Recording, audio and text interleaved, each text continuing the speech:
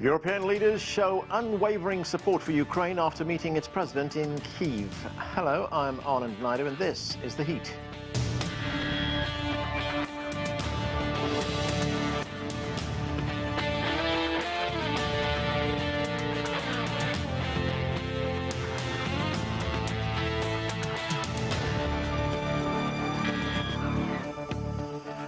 Leaders from the European Union were in Kyiv on Friday for another EU-Ukraine summit. Ukraine is trying to fast-track its membership in the EU, while Ukrainian President Volodymyr Zelensky was promised continuing economic and military aid. There were no guarantees of quick EU membership. Alex Cartier has this report from Brussels. European Union leaders have made one thing clear: their support for Ukraine is here to stay. What's less clear is exactly when the country will become a full EU member, despite Kyiv trying to set some pretty ambitious timelines. At the historic EU-Ukraine summit in Kyiv on Friday, President Volodymyr Zelensky was clear that Ukraine is ready to move forward with membership talks. The goal is to start negotiations this year. This is not just a purpose, but a major, overwhelming goal. Standing next to him in Kyiv was Ursula von der Leyen, the President of the European Commission, who poured a bit of cold water on his timelines and said that more reform is needed from Ukraine. So the accession process is a merits-based process. In other words, there are no rigid timelines, but there are goals that you have to reach. Reforms, for example, to improve a situation in the candidate country, to then reach the accession negotiations and the accession itself. Von der Leyen also added that she was deeply impressed by the preciseness, quality and speed at which Ukraine was delivering reforms. But Kyiv still has to improve on things like anti-corruption measures, media regulation and protecting minorities in order to start that membership process. Beyond that, the EU announced an additional $49 million in funding to train more Ukrainian soldiers and $27 million to help with demining efforts in the country. Both moves were welcomed by Kyiv.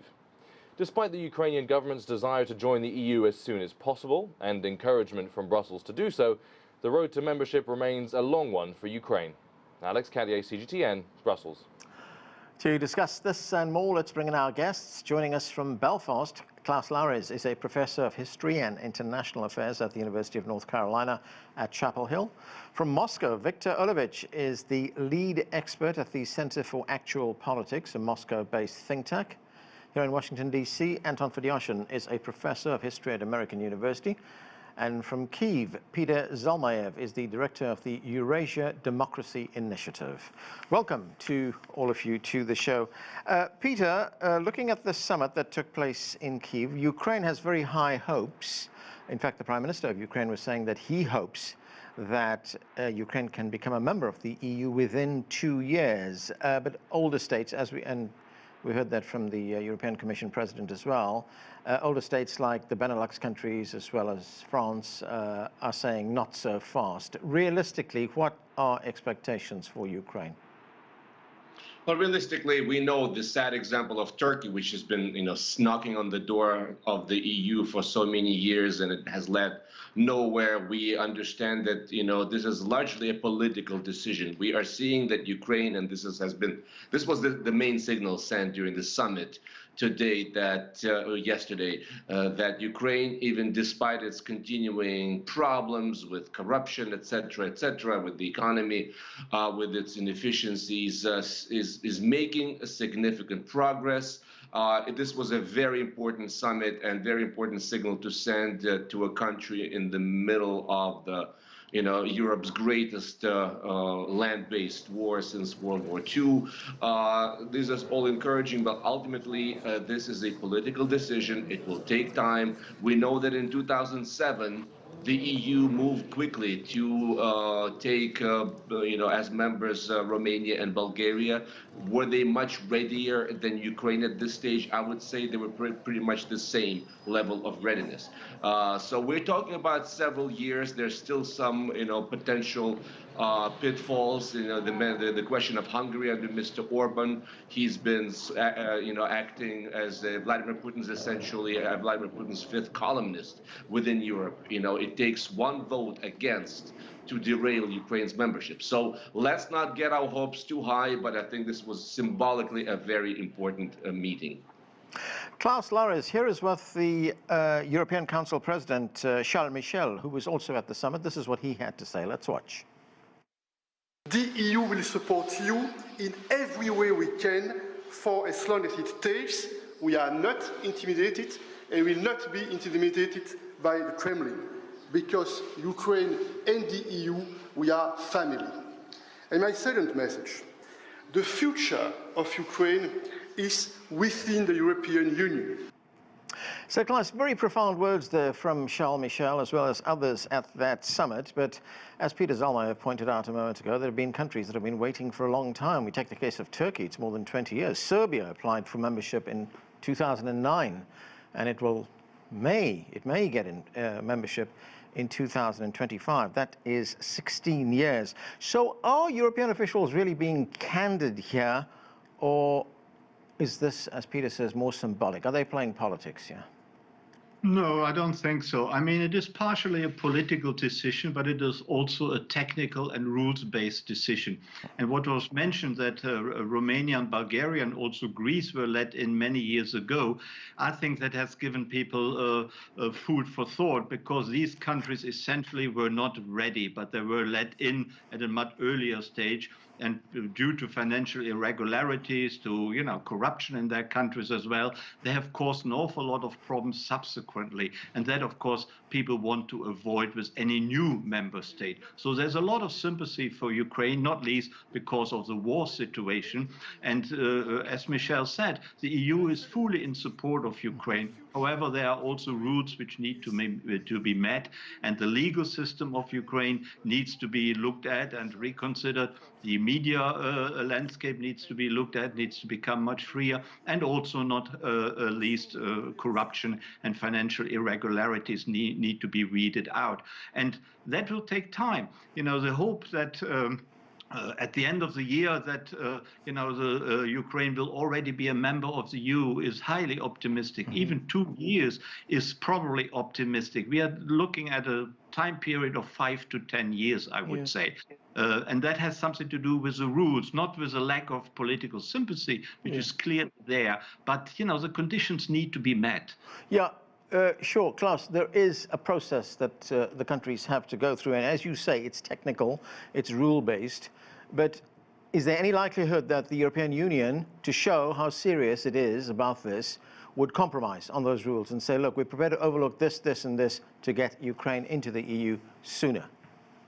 I doubt it. There may be compromises, let's say, let Ukraine benefit from certain advantages which normally only EU members have. Maybe they can get access to the agricultural fund or to the structural fund. Something like that may be worked out because of the war situation and the dire need of the Ukrainian people. But to give them full membership without the rules having been met, I wonder whether that will be done. Because, 27 members need to be in agreement, and also to set a bad precedent for any future member who applies to become an EU member if one of them gets in very, very quickly. So I wonder, there's a lot of sympathy, a lot of support for Ukraine, but it is also technical and rules-based.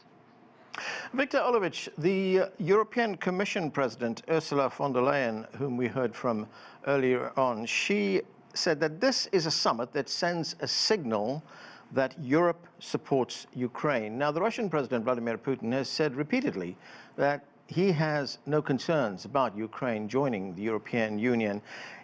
Is that still the Russian position? I mean, what changes if Ukraine becomes a member of the EU?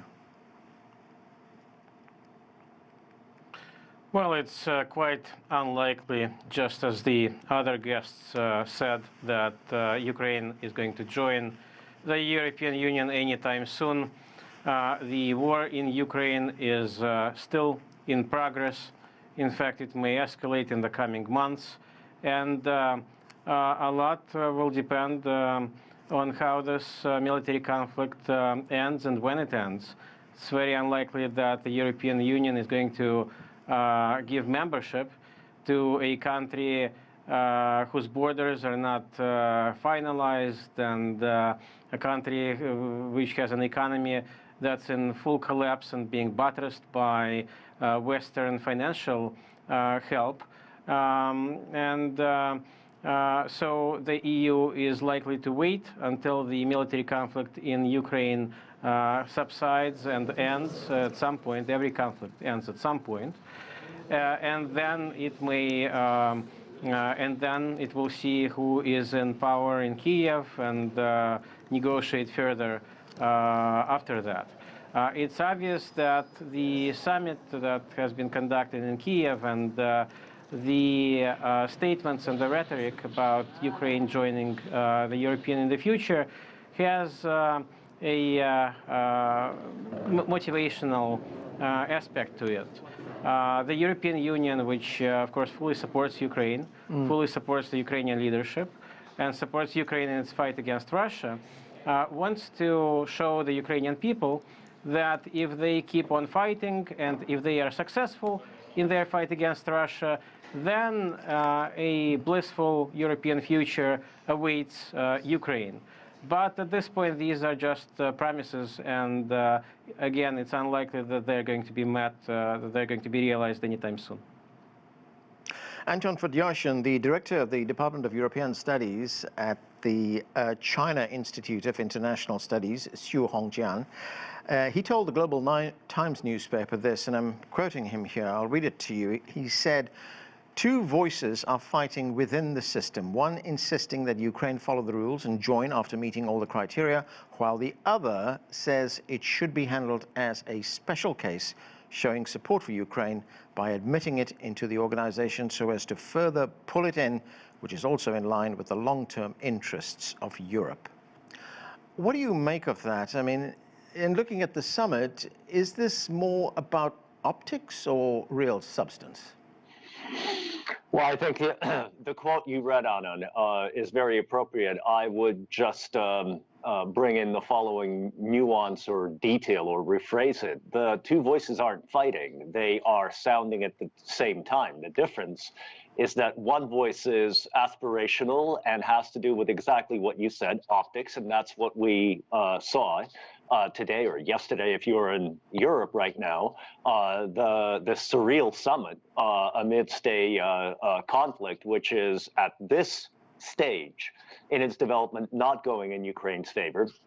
The other voice is the voice of pragmatism and realism, and it's the bass voice. It's the basso continuo, as musicians would call it. It's what actually sets the beat of the music. And although you don't hear it as much, it's always in the background, and it really determines the reality of the outcomes. And that reality is that it will take a very long time for Ukraine to continue reforms and to finish the war to apply. Because ultimately, I agree with what Viktor said here, as long as the conflict is ongoing, as long as there are border disputes, I don't see how the European Union is going to bring in a new member. And Ukrainian reconstruction ultimately hinges on a peace plan. And so far, there doesn't seem to be much will in Kiev or Moscow to come to one. So from what you're saying, Anton, it sounds like the European Union is actually working against itself. It's saying, on the one hand, look, we'd like to see Ukraine in the organization as soon as possible, but that can only happen once there is peace, once the borders are finalized. But they continue the supply of weapons and the conflict continues. Right, because the hope in Europe against the reality on the ground, at least as it stands right now at the beginning of February of 2023, is that the Ukrainians will either win, at least that's the rhetorical position, or that they will gain some kind of temporary advantage to bring the Russians to the negotiating table and to get a good settlement out of this. I think that both aspirations are not terribly realistic at this point. So the EU is just going to continue with its current policy. Peter Zalmayev, you were telling us earlier on about all these goals that Ukraine would have to meet, criteria, if you'd like. Now, one of the things that the Ukrainian government has acted very quickly on is corruption in the country. It's embarked on a major anti-corruption drive. It's one of those goals that the EU once met. But if we look at the recent past in Ukraine, the 2022 Corruption Perceptions Index put Ukraine at 116 out of 180 countries. In 2020, it was the second most corrupt nation, with Russia being number one. I mean, how big a challenge is this for Ukraine to overcome? This is a huge challenge, but precisely because the summit, came to Kiev. These European leaders came to Kiev in the midst of this incredible sort of witch hunt that we're seeing here, with the dismissal of scores of government officials accused of really serious crimes of extortion and bribery, etc., corruption, etc. And having said what they said, that they are satisfied with the pace of Ukrainian reforms, this is something, this is significant. And I think, say what you will about what's happening here right now, but Zelensky is showing some courage by going after these officials, including in the defense ministry, knowing full well that this may jeopardize Western supplies of weaponry. And he's doing it regardless. I think this is a very fresh departure from business as usual, as you said. And what we're seeing in Russia is quite the opposite. There are also indications that Vladimir Putin's inner circle have been enriching themselves with this war. And you can guarantee yourself that as long as they can stay loyal to Vladimir Putin, nothing will happen to them. This is not what's happening in Ukraine. Even formerly, folks formerly close to President Zelensky are now paying the price. Right, Peter, and how risky is this undertaking by President Zelensky? I mean, these are erstwhile allies that he's removing from positions of power, from positions of government. I mean, does it make his situation somewhat tenuous? If he does not allow this to get out of control, I think the Western allies are willing to cut Ukrainians some slack. Washington officials were just in Kiev conducting an audit of how its weaponry is being used and what money is being spent. They came away satisfied. They also understand that with help on such a massive scale, there are always going to be rotten apples. It's happened throughout history. It's happened with the American military complex. It happens everywhere. It's human. So I think for now, they're willing to cut us some slack. Okay. Klaus, Larres, what do you make of these efforts by Ukraine to meet these conditions? I mean, it's not just about corruption. There's some other very, very challenging requirements that are required of Ukraine. They've got to become a stable democracy. The rule of law has to be paramount. It's got to have a functioning market economy, and it's got to accept all EU legislation, including the euro. Absolutely. These are very steep challenges for any country, and particularly, of course, for a country in a terrible war situation. I think actually the real importance of the summit in Kiev we saw today is not whether or not Ukraine will join the EU and how long it will take. Everyone knows that it will take quite a few years, and they have started, of course, cleaning up their act with the recent reform processes, but that will not be enough for the future. There's a lot of work to be done. So they should be given, or Zelensky should be given a lot of credit how quickly he reacted to the corruption scandals of the recent past. But the real meaning of that summit was really the display of support, of great support of the European Union for Ukraine. Michel showed up, von der Leyen showed up, and 15 EU commissioners with very important ministries behind them. They all showed their solidarity with Ukraine. And I think that is what is meant to impress the world, and of course also the Ukrainians, that the EU is behind them. And eventually Ukraine will join the EU. The question is, of course, when. And it will not in the very near future. But everyone knows that, including the Ukrainians. But the Ukrainians are pushing, of course. They try to get in as soon as possible, knowing fairly well that it's quite unrealistic. Viktor Olevich, looking at the situation in the conflict itself on the ground, Germany has now approved the delivery of as many as 88 of its Leopard tanks to Ukraine, and the United States has announced that it is planning another $2.2 billion military package, which will include, for the first time, long-range missiles. What is the thinking in Russia about this? I mean, is Russia concerned? Well, of course, Russia is concerned.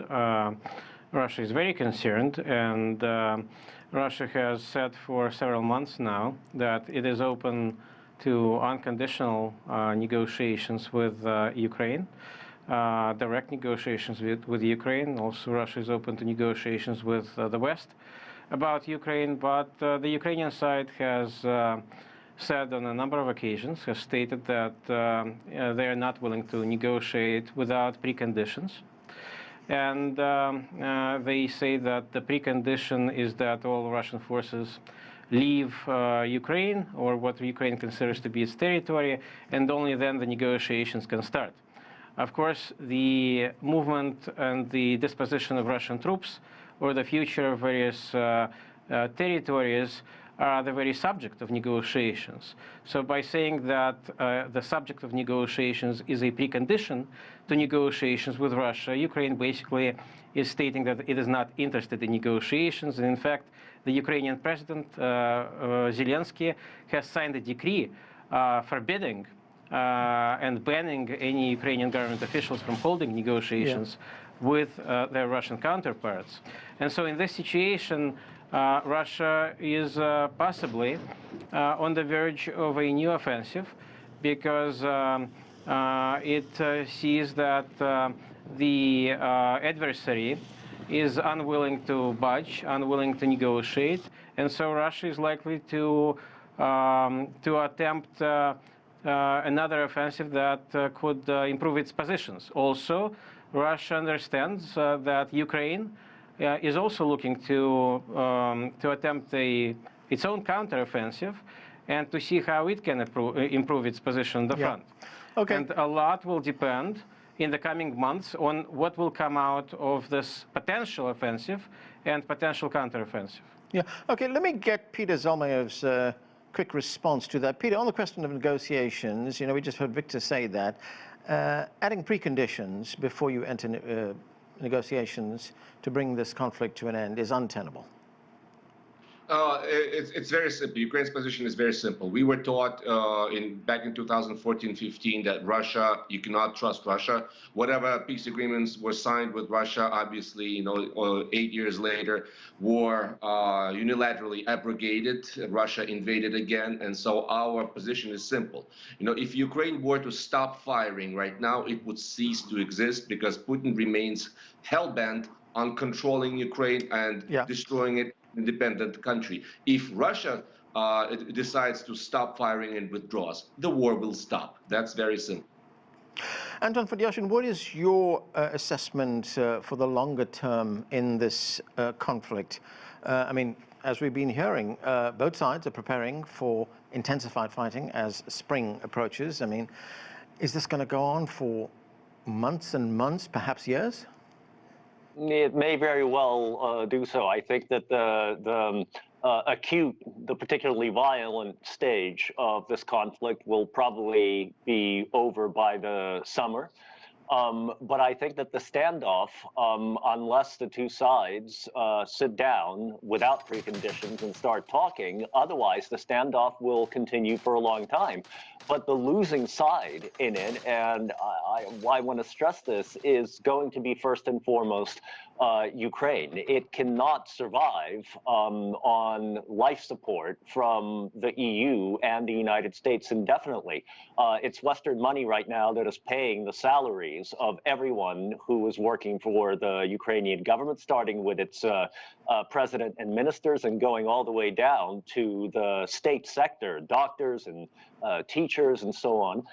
This simply cannot last forever. So sooner or later, the Ukrainians are going to have to overcome this order that Viktor was referring to. This is an October decree that President Zelensky signed, and they're going to have to sit down and talk. And that's when the whole conflict will start coming to an end. Otherwise, as I mentioned before, I know not many people are talking about reconstruction very seriously right now because of what's happening on the battlefields. But there will be no beginning to any reconstruction. No one's going to invest in Ukraine as long as there is a risk of military action about to break out at any moment. So the sooner the two sides get down to the negotiating table, the better off the Ukrainians will be. Ultimately, of course, the Russians also, although their economy, as we just found out from the IMF report, has done better this past year and is now projected to grow only by about 0.3%. But considering the crushing sanctions under which the Russians are, this is more than anyone could have possibly expected almost exactly a year ago when the first rounds of sanctions were piled on. Klaus, Larres, the European Union has talked, not in much detail, about recovery. I mean, they've already earmarked tens of millions of dollars, but that's for removing mines which have been placed in areas that have been occupied and for the training of soldiers. But why do you think there isn't a recognition that they need to get to some kind of peace settlement much sooner? Well, I think there is that recognition that, of course, a peace settlement is very desirable. The war is escalating on both sides. That cannot be good for anyone. It cannot be good for world peace or the global order. And there's always the threat of nuclear weapons hanging in the background. On the other hand, if the war came to an end now, then Russia would be in possession of roughly 20% of Ukrainian territory, which they have aggressively taken over totally illegally against all international rules. Is that really a desirable outcome, that we reward the aggressor with 20% territory and then call the end of the war? That cannot be a good outcome either. On the other hand, of course, fighting to the death is not desirable either. Right. Some compromise needs to be achieved, and the EU is in favor of that. But the concessions cannot just be made by Ukraine. Putin also needs to make a concession and withdraw at least from some of the territory in eastern Ukraine. And just to say we are continuing our aggression with that new offensive and continuing to be in possession of Ukrainian sovereign territory, this is not good for the global order either. Okay. That's where we have to leave it. We have run out of time again. Thank you to all of you for being with us. I'm Anton in Washington, D.C. Thank you for watching.